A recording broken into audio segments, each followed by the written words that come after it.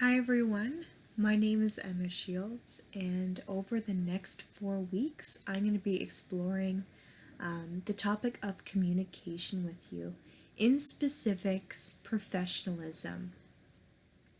So, I'm going to jump right into the goals of this program with you guys. Our first goal is to in depth understand what professionalism is, and not just the definition of professionalism, but what it means specifically for you as an individual. What kind of mannerisms do you associate with professionalism, or will you associate with professionalism? Also, we're going to explore how to effectively communicate. We're going to be exploring the topic of logical thinking versus emotional thinking in communication. Effective communication will be identifying how you are thinking you're going to respond and what the consequences of those types of thinking are, both positive and negative. We're also going to be exploring how to appear confident. Now, I know for some people, they're not natural born extroverts. So, to be able to appear confident might take some skill practice, learning new tactics of how to emulate this positive, confident, go-getter style behavior. Now, this is both with tone, with body language, and the way that somebody carries themselves. So in the later weeks with these videos, we're going to be exploring specifically what that looks like and doing some fun role plays along with that. So our next goal for this workshop is to learn how to write a proper cover letter and resume. Now, this is such an important part of professionalism.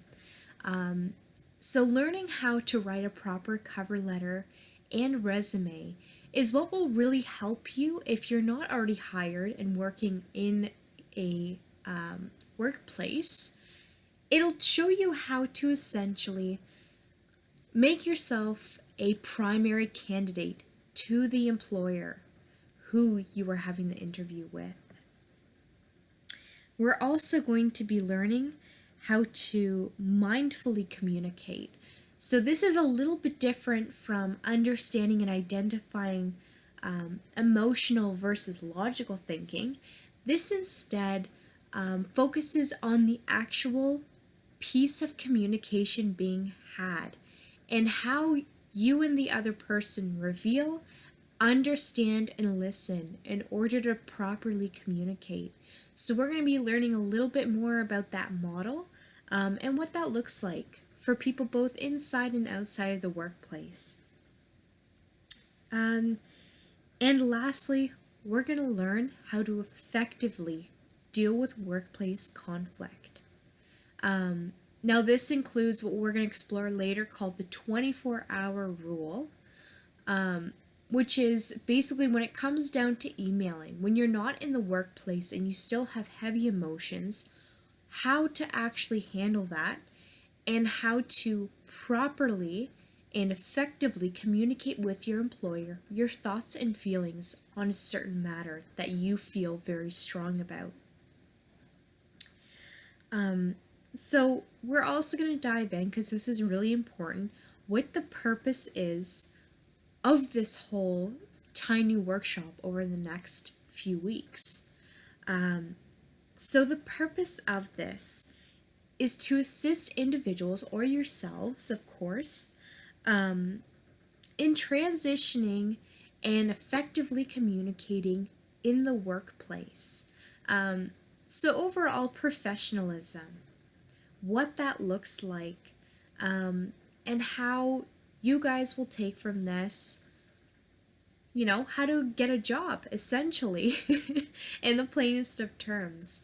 But also life skills as to how to communicate with those inside of the workplace to get your desired outcome, both in conversation And if you have any business pitches, how to professionally convey them in order to persuade both coworkers and your employer on your idea.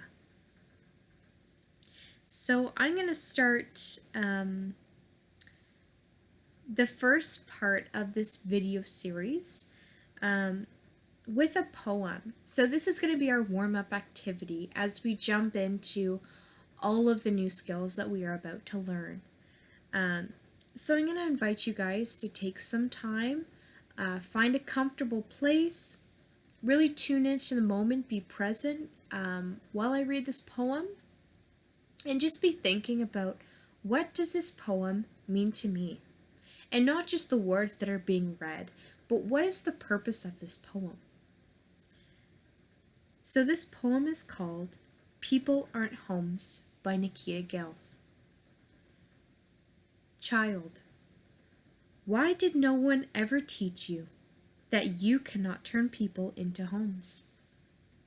People are rivers, ever changing, ever flowing. They will disappear with everything you put inside of them. Still, your home does have a heartbeat, but it isn't one locked in anyone else's chest. Just look inside your own.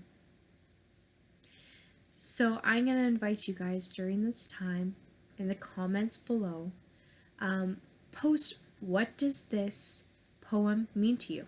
What do you think what do you think Nikita was trying to convey? What message was she trying to say with this poem?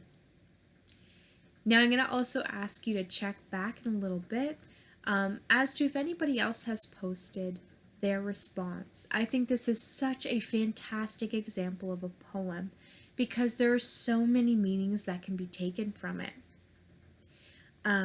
So this poem, the reason why I wanted to read this poem and do this warm-up activity with you guys is so that you can understand how one thing can be interpreted in a multitude of ways.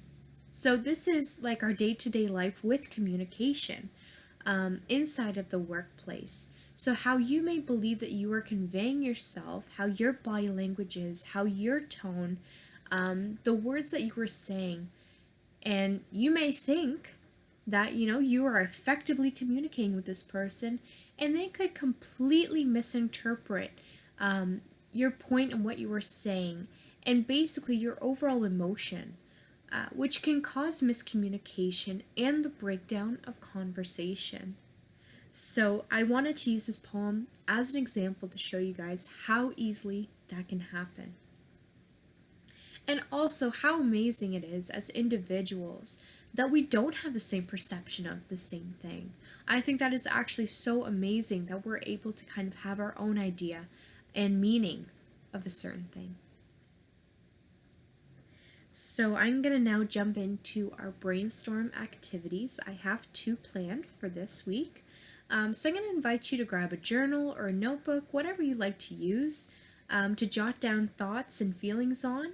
I know that I'm also going to ask you guys to respond in the comments below, also under the response of the poem and what that means to you. So our brainstorm activity 1 is going to be think about a situation and jot it down. Maybe it could be the conversation itself or just the premise of it all. Think about a time that miscommunication occurred. Was this with a friend? Was this with a family member, a spouse, a boyfriend, a girlfriend? Who was this with and what happened? What was the breakdown of the conversation? Was it the tone of the other person? Was it your tone? Were you both escalating at the same time? Did the situation get misinterpreted? What happened? So I'm going to invite you to pause the video now, take some time, write that down. Alright, and now we're going to jump into brainstorm activity 2 and our final brainstorm. So I'm going to get you to look back at that miscommunication situation. And how do you think that you could have effectively responded? And what that would have looked like? What would you have said? Would you have raised your voice, or would you have calmed your voice? Would you have walked away, or would you have continued the conversation and tried to work out where the miscommunication was in it? So I'm going to invite you to write that down and to share again underneath with not always the specifics of the situation, but what you think you could have done to have changed it, maybe to get a better outcome, or to maybe save the relationship if there was a complete breakdown of the relationship due to the miscommunication. So I'm going to invite you to do that now. And once again, pause the video if needed. Alright, and that is all for this week's video. Thank you so much for taking the time to listen and to go through this warm-up rationale and goal for the next coming weeks for professionalism and communication. Thank you and have a fantastic day.